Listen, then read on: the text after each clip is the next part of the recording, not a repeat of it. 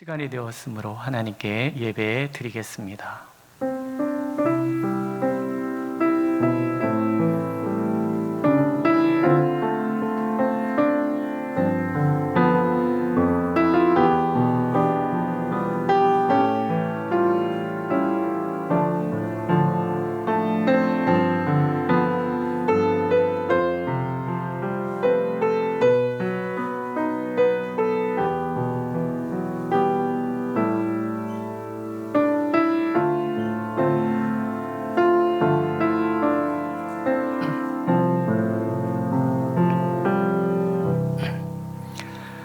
보좌에 앉으신 이와 어린 양에게 찬송과 존귀와 영광과 권능을 세세토록 돌릴지어다. 아멘. 그 신국률과 자비의 하나님, 오늘도 우리를 사랑하셔서 주님 전에 불러주시니 감사를 드립니다. 오셔서 우리의 예배를 흠양하여 주시고 우리에게는 한량없는 은혜와 자비를 덧입혀 주옵소서. 예수님의 이름으로 기도드렸습니다. 아멘. 우리 다 같이 일어나서 찬송가 28장 1절만 부르시겠습니다.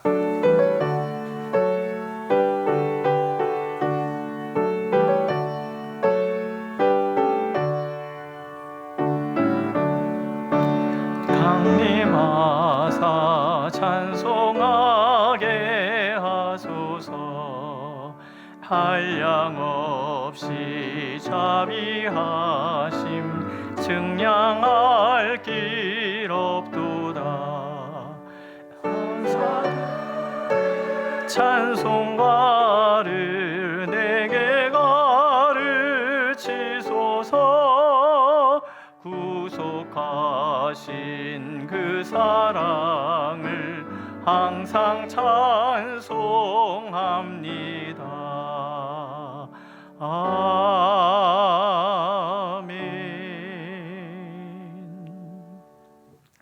교동문 136번입니다.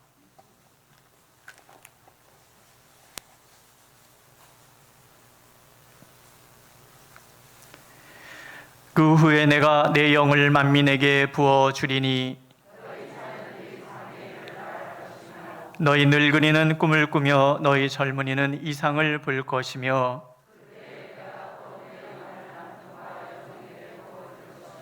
내가 이적을 하늘과 땅에 베풀리니 곧 피와 불과 연기 기둥이라.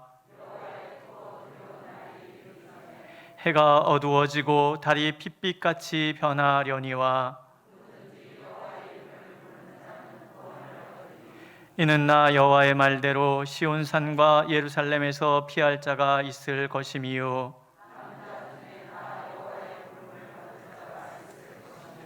아멘. 사도신경으로 우리의 신앙을 고백합시다. 나는 전능하신 아버지 하나님 천지의 창조주를 믿습니다. 나는 그의 유일하신 아들 우리 주 예수 그리스도를 믿습니다. 그는 성령으로 잉태되어 동정녀 마리아에게서 나시고 본디오 빌라도에게 고난을 받아 십자가에 못 박혀 죽으시고 장사된 지 사흘 만에 죽은 자 가운데서 다시 살아나셨으며 하늘에 오르시어 전능하신 아버지 하나님 우편에 앉아 계시다가 거기로부터 살아있는 자와 죽은 자를 심판하러 오십니다. 나는 성령을 믿으며 거룩한 공교회와 성도의 교제와 죄를 용서받는 것과 몸의 부활과 영생을 믿습니다. 아멘. 자리에 앉으셔서 찬송가 184장 1절만 부르시겠습니다.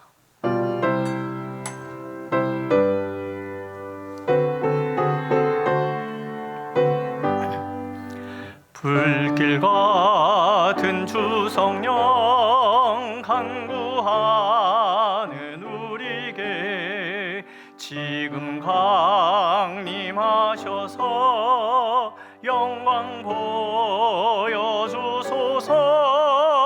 성령이여 임하사 우리 영의 소원을 만족하게 하소서. 기다리는 우리에게 불러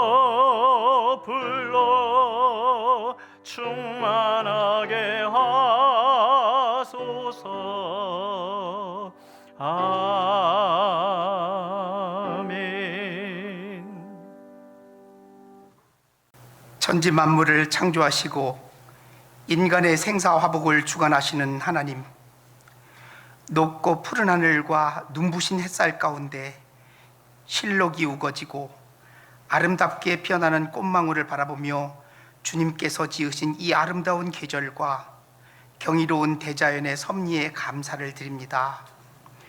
주님의 인도하심으로 우리 예원 참된 교회를 설립하게 하시고 사랑하는 성도들이 주일 예배를 통해서 하나님께 영광을 올려드릴 수 있도록 은혜 내려주시니 또한 감사를 드립니다. 공의로우신 하나님, 주님께서는 우리 인간들에게 모든 만물을 잘 관리하며 생육하고 번성하라고 하셨지만 스스로 높아지려는 인간의 교만과 욕심으로 자신의 힘과 능력, 지식과 기술을 과시하며 바벨탑을 쌓아왔습니다. 그러나 현대판 괴질인 코로나 바이러스의 발병과 확산으로 인하여 사람과 사람 사이의 관계가 멀어지고 국가 간의 교류가 단절되며 온 세상이 전염병에 대한 공포와 경제적 위기에 직면해 있습니다. 특히 우리 고장인 부천 지역의 집단 감염으로 인하여 우리의 형제, 자매, 이웃들이 고난 중에 있습니다. 전지전능하신 하나님 앞에서 인간이 얼마나 나약하고 부족한 존재인지를 깨닫고 성찰하는 기간이 되게 하시고 주님의 명령에 순종하며 진리의 말씀 따라 살아가는 신실한 주의 자녀가 되게 하옵소서. 성부, 성자, 성령, 성삼위일체의 하나님, 오늘은 예수님께서 부활하신 후 50일이 되는 오순절 성령 강림 주일입니다. 오순절 다락방에서 제자들이 기도할 때 성령이 임했던 것을 기념하는 날입니다. 내가 내 영을 만민에게 부어주리니 너희 자녀들이 예언할 것이요 너희 늙은이는 꿈을 꾸며 너희 젊은이는 환상을 볼 것이다 라고 하셨사오니 우리에게 성령을 부어주셔서 현실의 고통을 뛰어넘어 주님이 열어주시는 미래를 바라보는 믿음의 눈을 갖게 하여 주옵소서. 창조주이신 하나님과 구원의 주로 오신 예수님, 그리고 보혜사 성령님을 다시 한번 생각해보는 절기가 되게 하옵소서. 거룩한 주일, 한국교회의 주일 예배가 온전히 회복되게 하옵소서. 어려운 여건 속에서도 새벽을 깨우는 영상 설교와 주일 예배 설교를 통해서 진리의 말씀을 선포하시는 정경화 담임 목사님께 성령 충만함으로 영적 권위와 능력을 덧입혀 주시고 지혜와 명철함으로 교회와 성도들을 잘 이끌어가게 하옵소서. 교회를 구성하는 당회로부터 영유아 유치부에 이르기까지 예언 참된 교회에 속한 모든 기관과 부서에서 수고하는 일꾼들도 청지기의 사명을 잘 감당할 수 있게 주님 도와주시옵소서. 영적으로 혼란한 시대입니다. 거짓과 위선으로 사악한 영들이 우리를 속이려고 합니다.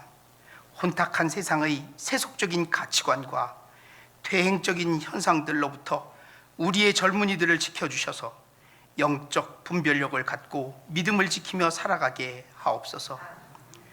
주님이 원하시는 교회의 가치를 잘 지켜나갈 수 있도록 교우들 간에 다양한 은사를 서로 존중하고 부족함을 은혜와 사랑으로 채워가며 성령의 열매를 맺어가는 예원 참된 교회가 되게 하옵소서. 오늘 특별히 찬양을 준비한 지휘자님 네 분들의 찬양을 기쁘게 흠양하여 주옵소서. 구원의 주여 우리를 온전케 하시는 예수 그리스도의 이름으로 기도드립니다. 아멘.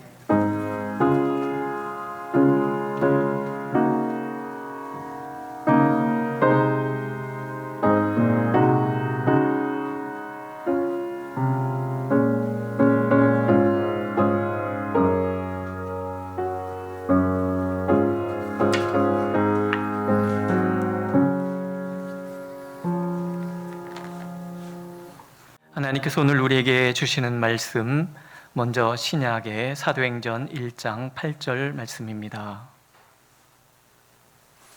제가 봉독해 드리겠습니다.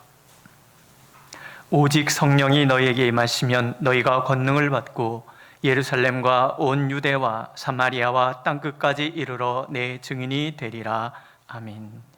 이어서 구약 스가랴 4장 6절에서 7절 말씀입니다. 또한 제가 봉독해 드리겠습니다. 그가 내게 대답하여 이르되 여호와께서 스룹바벨에게 하신 말씀이 이러하니라. 만군의 여호와께서 말씀하시되 이는 힘으로 되지 아니하며 능력으로 되지 아니하고 오직 나의 영으로 되느니라.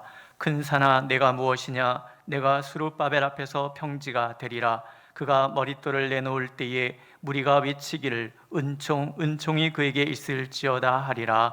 아멘.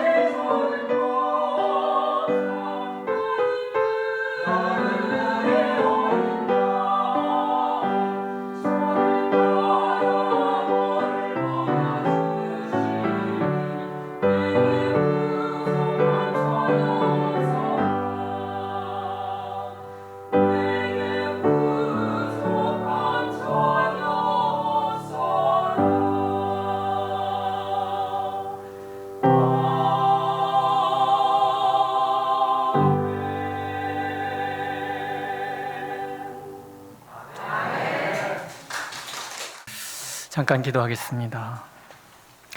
주님, 말씀하옵소서. 우리가 듣기를 원합니다. 우리의 마음 문이 열려서 주님의 음성 담게 하여 주시고 우리의 귀가 열려 주의 음성 듣게 하여 주옵소서. 주님의 말씀을 듣기를 원합니다. 오직 입술을 주장하시어 주님의 말씀만이 선포되도록 주님 인도하여 주옵소서. 예수님의 이름으로 기도드렸습니다. 아멘. 골목길을 가다가 노는 아이들을 만나면 그렇게 예쁠 수가 없습니다. 두 가지 마음이 들지요. 하나는 나도 이제 나이를 먹었나 보다. 죄송해요. 그런 생각 하나 들고요. 또 하나는 저렇게 예쁜 모습 그대로 잘 자라면 얼마나 좋을까, 이런 마음이 듭니다. 삶은 또 환경은 시간이 흘러가면서 이렇게 많은 상체기를 내잖아요. 그래서 아이들이 예쁜 모습 그대로 자라지 못하고 왜곡되고 뒤틀리고 그렇게 어른이 됩니다. 그런 게 되게 안타까워서 그런 마음이 드는지 모르겠다, 이제 이런 생각을 하는 거죠. 심리학 용어 중에서 그 회복 탄력성이라는 말이 있습니다. 환경에 따른 스트레스, 위험 혹은 고난에도 불구하고 행동이나 정서적으로 건강하게 적응해가는 능력이라고 정의할 수 있습니다. 다른 말로는 정신적인 면역력이라고도 하고요, 인생의 역경을 극복하고 적응하는 능력이라고도 합니다. 보통 7가지 항목으로 테스트를 하게 되는데, 먼저는 스트레스 중에서도 평온을 유지하는 정서 조절 능력, 그 다음에 자신에게 스스로 동기를 부여하고 조절할 줄 아는 충동을 통제할 수 있는 그런 능력, 그 다음에 현실을 낙관적으로 바라볼 수 있는 그런 낙관성, 그 다음에 원인을 정확하게 분석하고 찾아낼 수 있는 원인 분석력, 그리고 타인의 감정이나 내적 경험을 이해하고 느낄 수 있는 공감 능력, 그리고 나 자신을 신뢰할 줄 아는 자아 존중감, 그리고 새로운 도전을 두려워하지 않는 도전 정신, 이런 것들이 회복 탄력성을 측정하는 요소가 되고요.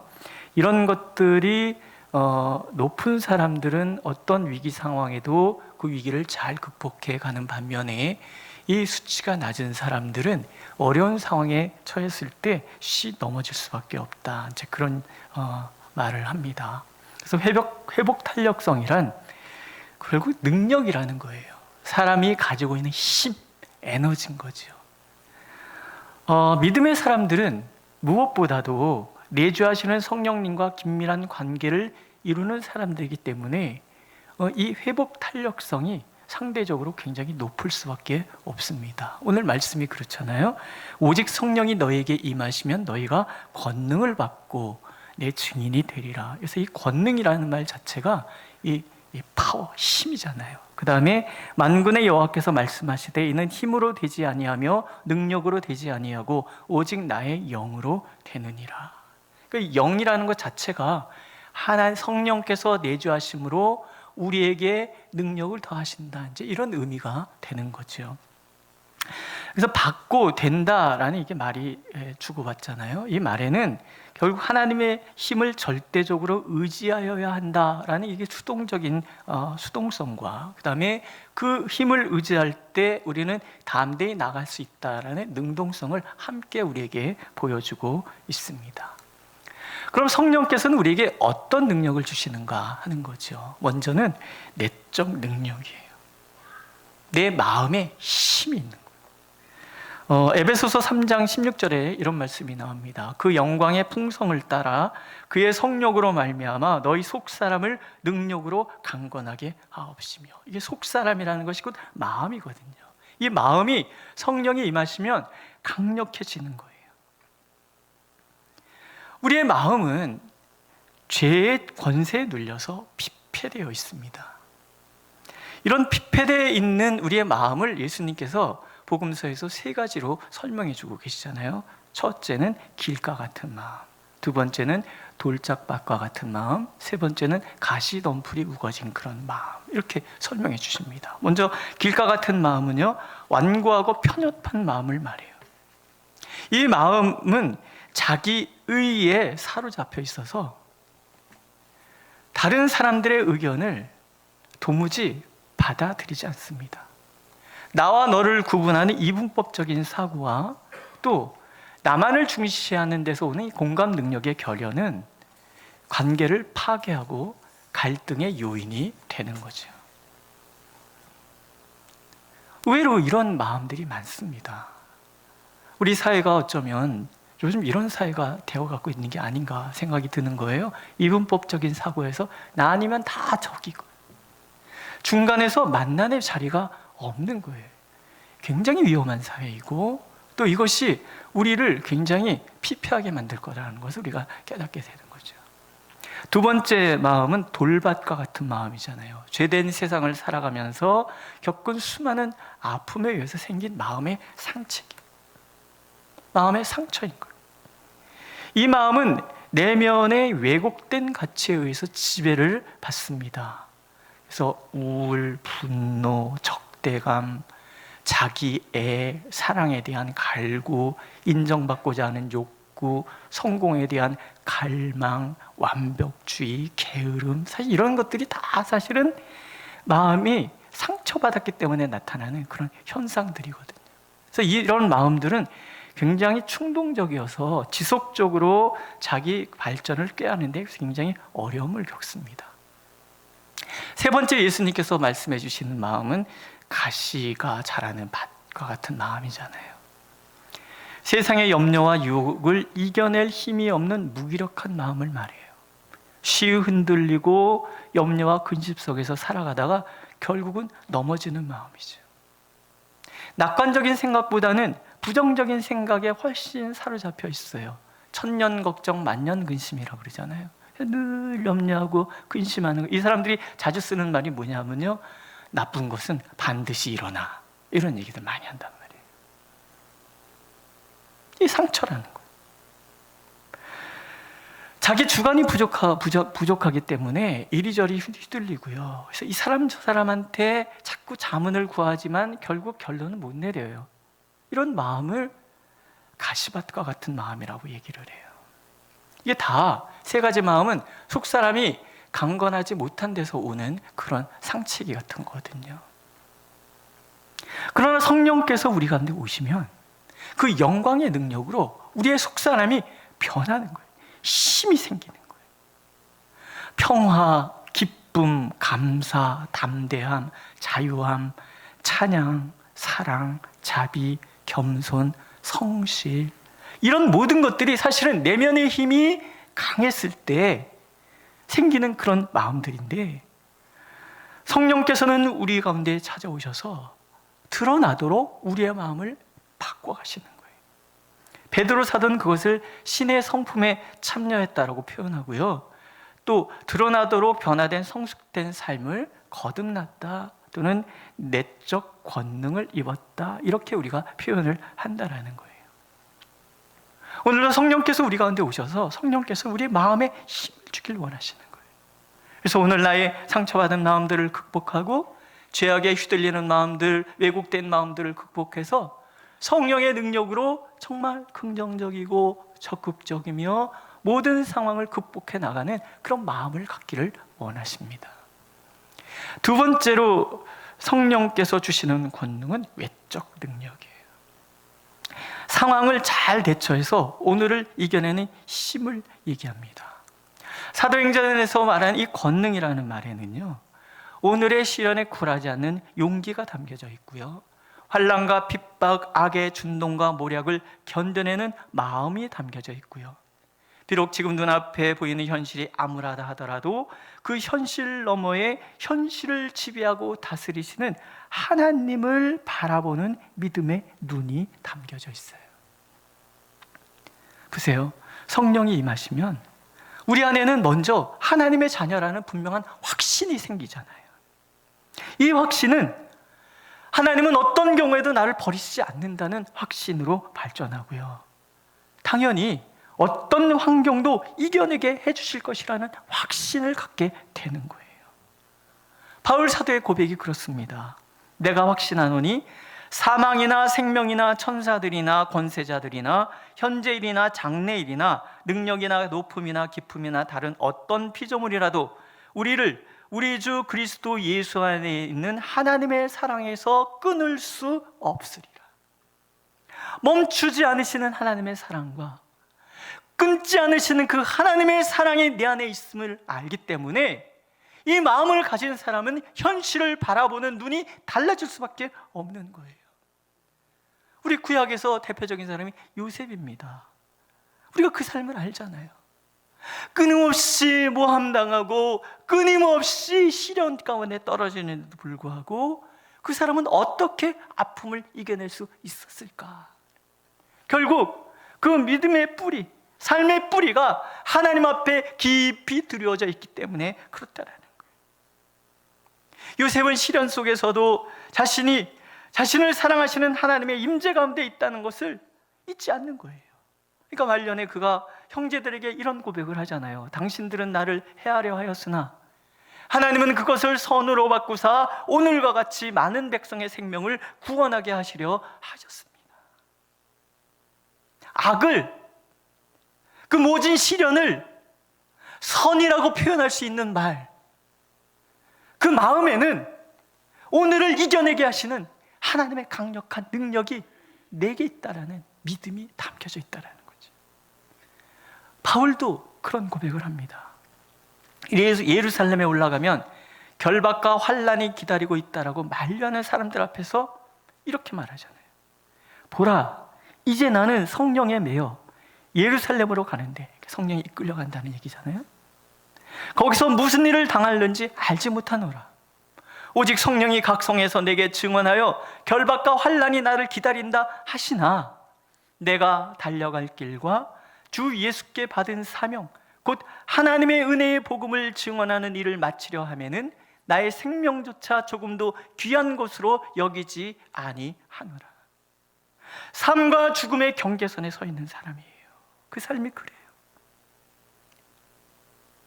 오늘도 삶과 죽음의 지배자로서 나와 함께 하시는 성령에 대한 믿음이 이 말에는 담겨져 있는 거예요.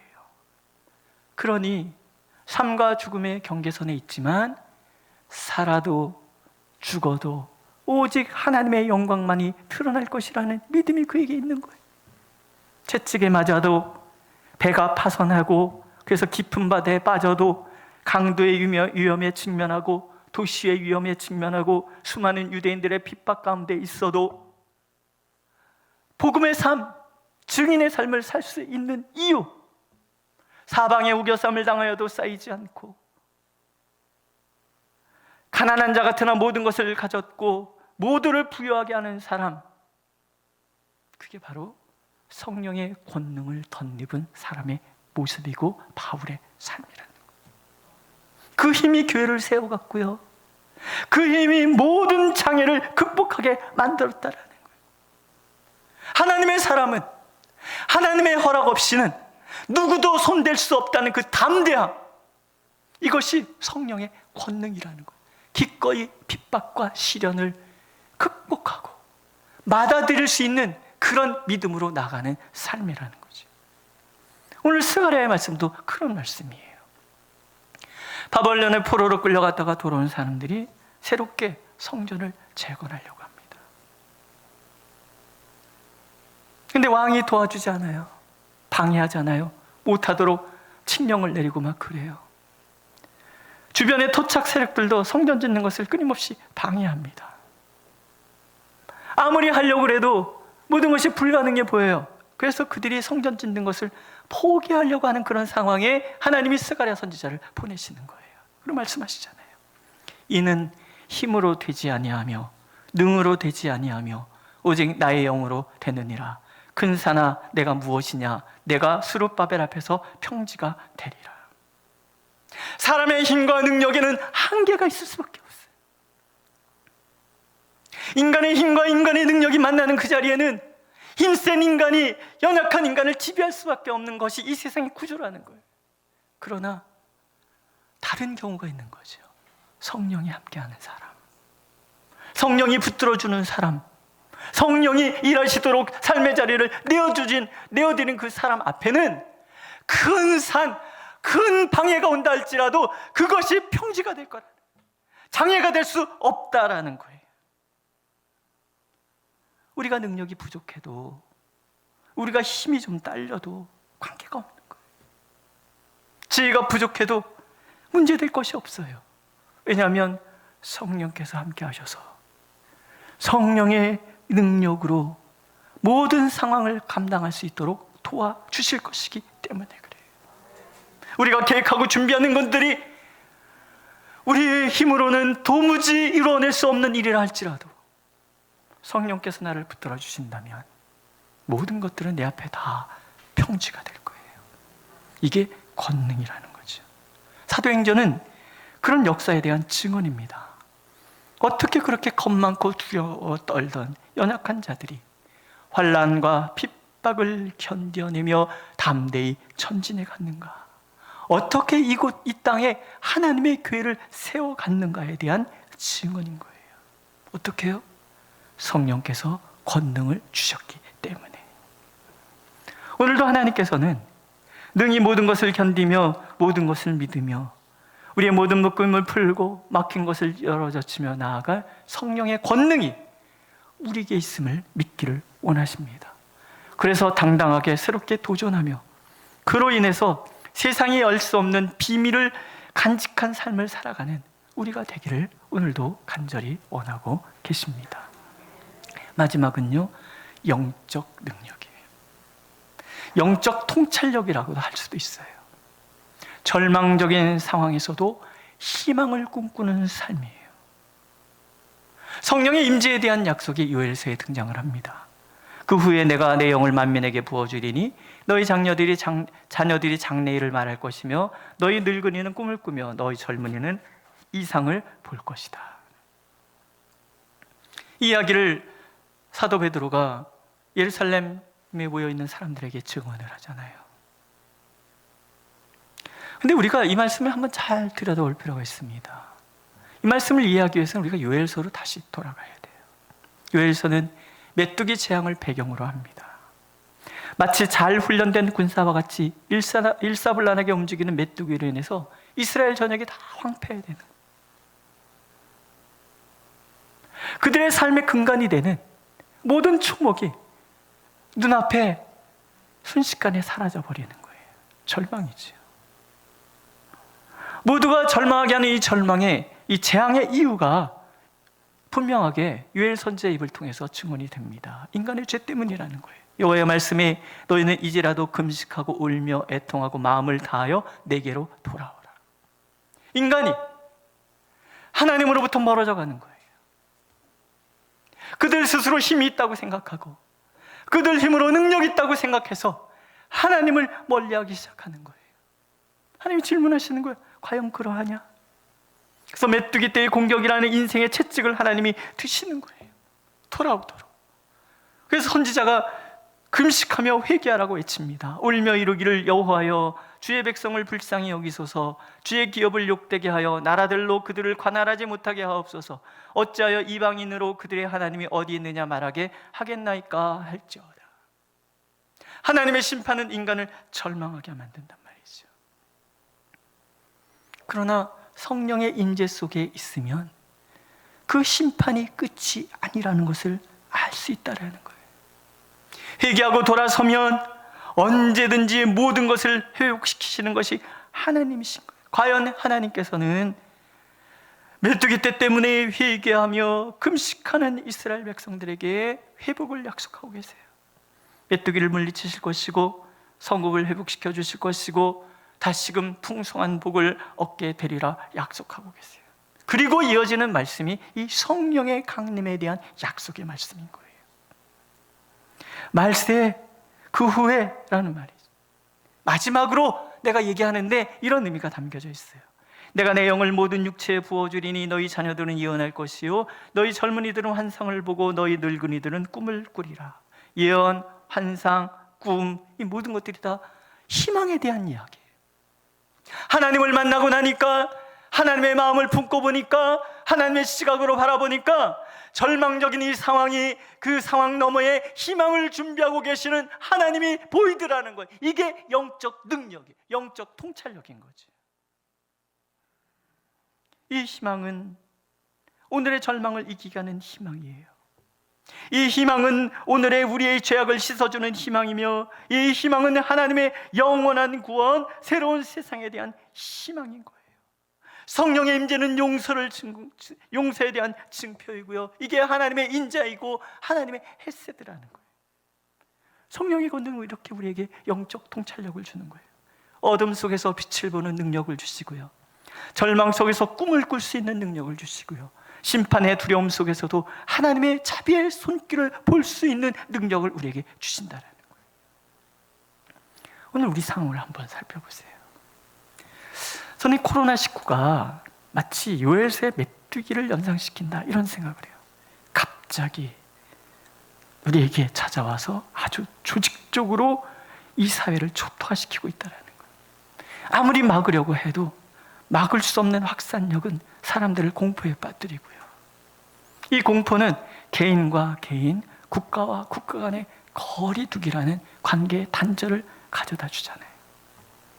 경제가 위축되고 배움이 단절되고 소통이 단절되는 이런 현상.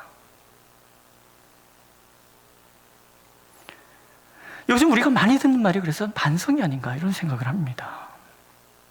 하나님께서 질문하고 계신다라고 생각이 드는 거죠. 지금까지 우리가 구축한 모든 시스템이 과연 인류를 더 나은 세상으로 이끌고 있다라고 너희들은 생각하느냐? 두 번째는요, 여기 쿠팡물류센터 일하시는 분들 얘기를 계속 이렇게 마음이 아픈 거예요. 그 일만 하는 사람들이 아니잖아요. 그러니까 왜 그럴 수밖에 없어요? 경제적으로 어려우니까.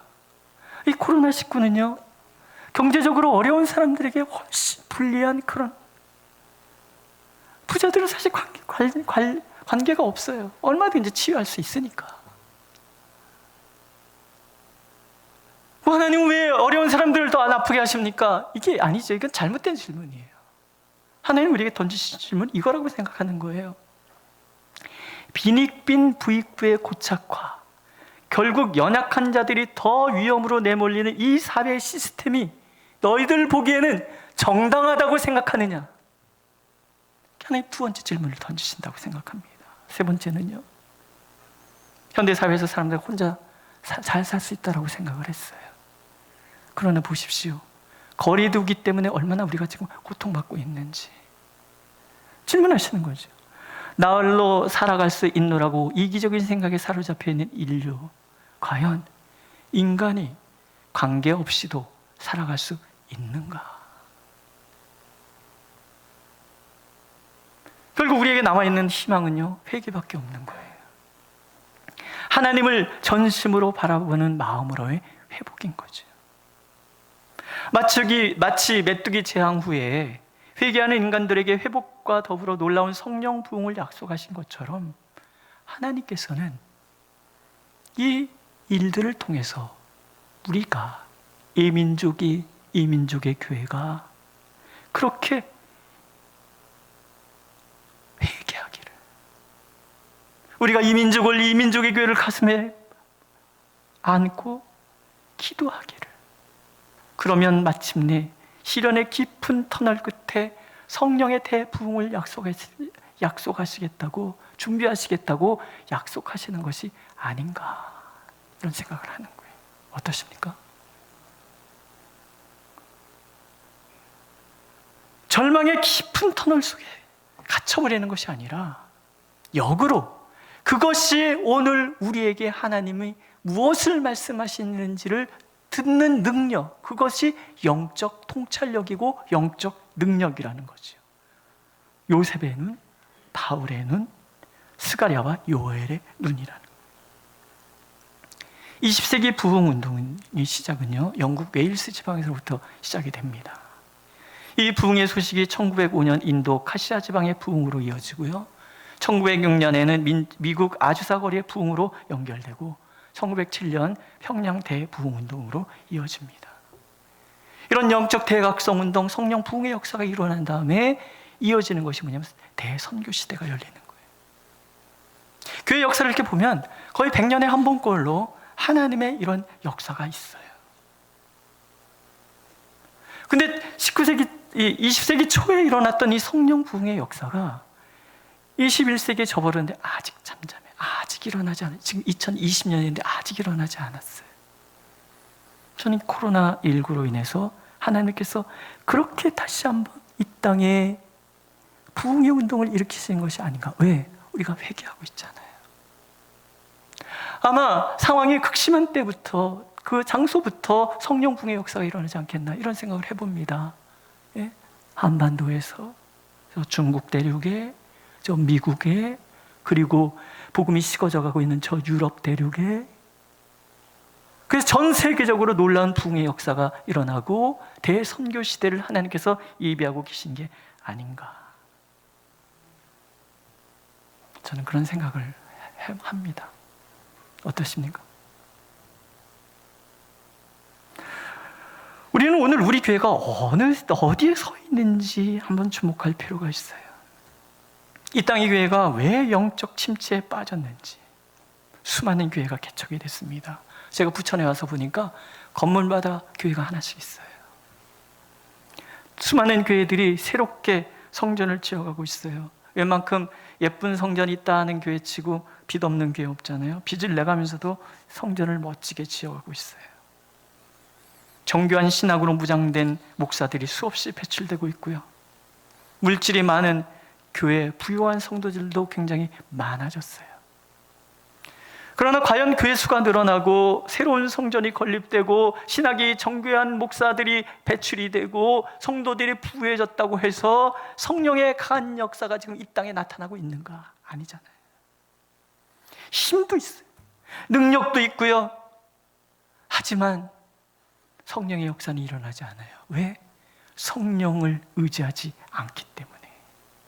성령의 소리에 귀를 기울이지 않기 때문이라고 생각하는 거죠. 오늘도 하나님께서는 앞서 깨어서 성령의 역사를 갈구하는 영적 통찰력, 영적인 힘으로 우리가 무장되기를 원하십니다. 힘이 있지만 힘을 사용하지 않고, 능력이 있으나 능력을 의지하지 않고 오직 성령의 임재, 성령의 권능만을 구하는 교회와 성도를 하나님이 찾으신다라는 거예요.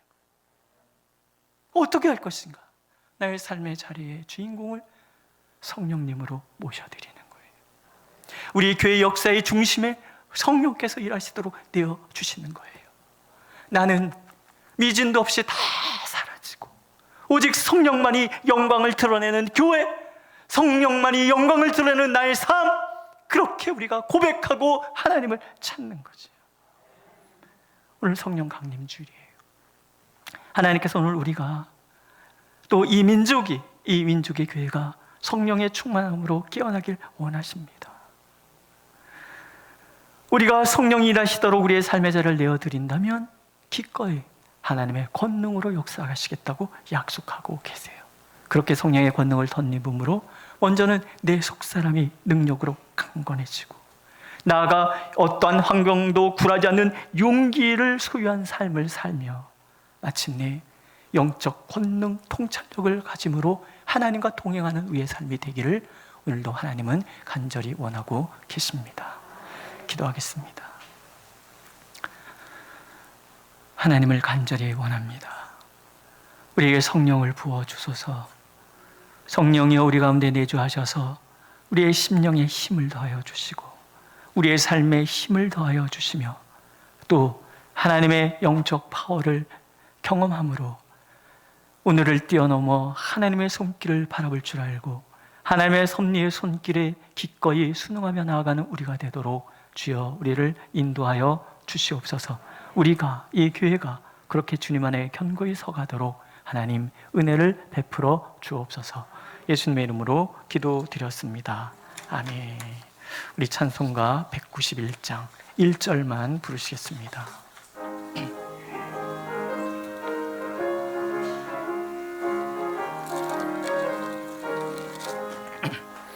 내가 매일 기쁘게 순례의 길 행함은 주의 팔이 나를 안보함이요, 내가 주의 큰 복을 받는 참된 비결은 주의 영이 함께함이라. 성령이 계시네, 할렐루야 함께 하시네. 좁은 길을 걸으며 밤낮 기뻐하는 것 주의 영이 함께함이라. 기도하겠습니다. 하나님, 오늘도 빈손 들고 나오지 아니하고 우리의 마음과 기도와 간구와 감사와 찬양과 헌신을 담아 주님 앞에 예물 드리게 하시니 감사를 드립니다. 드릴 수 있는 믿음이 있사오니 이들을 축복하셔서 하나님의 그 놀라우신 풍성함 속에 온전히 머물게 하여 주시고 하나님의 권능의 소유자로서의 삶을 살아가도록 축복하여 주옵소서. 보이는 곳 보이지 않는 곳에서 눈물과 땀으로 교회를 섬기는 성도들의 그 모든 눈물을 기억하여 주시어 참으로 주님 안에서 복되고 아름다운 삶이 되도록 늘 축복하여 주옵소서. 예수님의 이름으로 기도드렸습니다. 아멘. 예, 오늘은 성령 강림 주일입니다. 예, 오늘도 우리가 늘 하나님 안에 머물러서 그분의 능력으로 우리의 삶이 더 풍성해질 수 있도록 간구하고 그렇게 기도하는 우리가 되기를 간절히 바랍니다. 코로나가 이 부천 지역에 더 확산돼 가고 있잖아요. 사회적 거리두기 방역 체제로 전환된다라고 부천지에서 이제 공문도 오고 그랬는데 방법은 하나죠. 우리가 더 조심하는 거예요. 그렇다고 예배를 멈출 필요는 없다고 생각이 들어요. 네, 우리가 조금 더 조심하고 또 이렇게 힘을 써서 이 사태를 잘 이겨내야죠. 무엇보다 중요한 것은 기도하는 겁니다. 힘으로도 능으로도 되지 않는 성령께서 하셔야 이 상황이 종료가 되지 않겠습니까? 더 기도하는 우리가 되었으면 좋겠습니다. 제가 찬송가를 1절만 부르는 이유는 찬송을 많이 부릴 때 이 분비물 때문에 더 확산된다 뭐 이런 얘기들이 있어요. 과학자들이 검사를 해보니까 그렇다고 그래요. 그래서 우리가 또 제가 노예 가가지고 3시간 마스크 쓰고 앉아있어 보니까 너무 숨이 막히는 거예요. 그래서 1절만 하니까 드리니까 좀 양해 부탁드리고요. 괜찮으시죠? 예, 우리가 이렇게 이 상황을 잘 이겨내면서 하나님 임재 가운데 예배 드릴 수 있기를 간절히 바랍니다. 지난주 중에 이제 수술하시고 퇴원하신 권사님 계시고 여러분들이 또 이러저런 수술을 받으셔서 지금 회복 중에 계십니다. 또 병원에 계신 분들도 있고 위에서 많이 기도해 주시기를 바랍니다. 다 같이 일어나셔서 찬송가 1장 부르시고 예배 마치겠습니다.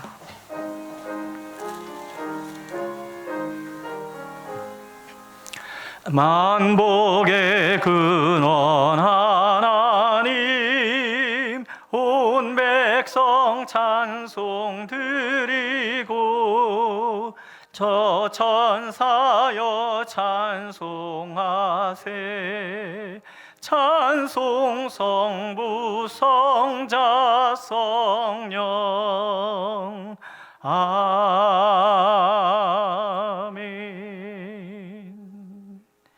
하나님, 오늘도 예배를 마치고 주님의 성전을 떠납니다. 삶의 자리를 향하는 걸음걸음을 축복하여 주옵소서. 코로나19로 인해서 이러저러한 하나님 염려들이 우리 가운데 있사온데 그러나 우리를 보호하시고 지켜주셔서 이 상황을 극복하고 이겨낼 수 있도록 인도하여 주옵소서.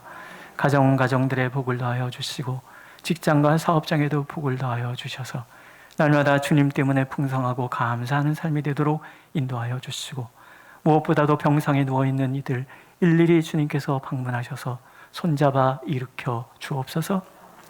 상황을 이겨내고 하나님 주님 앞에 담대함을 서도록 인도하여 주옵소서. 예수님의 이름으로 기도하옵고 이제는 주 예수 그리스도의 은혜와 아버지 하나님의 크신 사랑과 성령의 교통하심이 사랑하는 성도들과 이 교회 위에 이제부터 영원토록 함께 하시기를 간절히 축원하옵나이다. 아멘.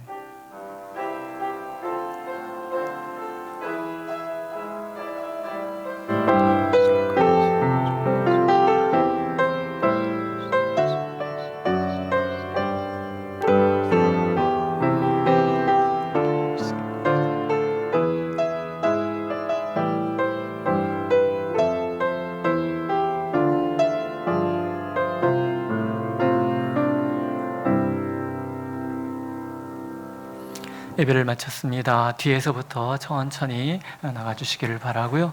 한 주간도 주님의 은혜 가운데 평안하시기를 축복합니다.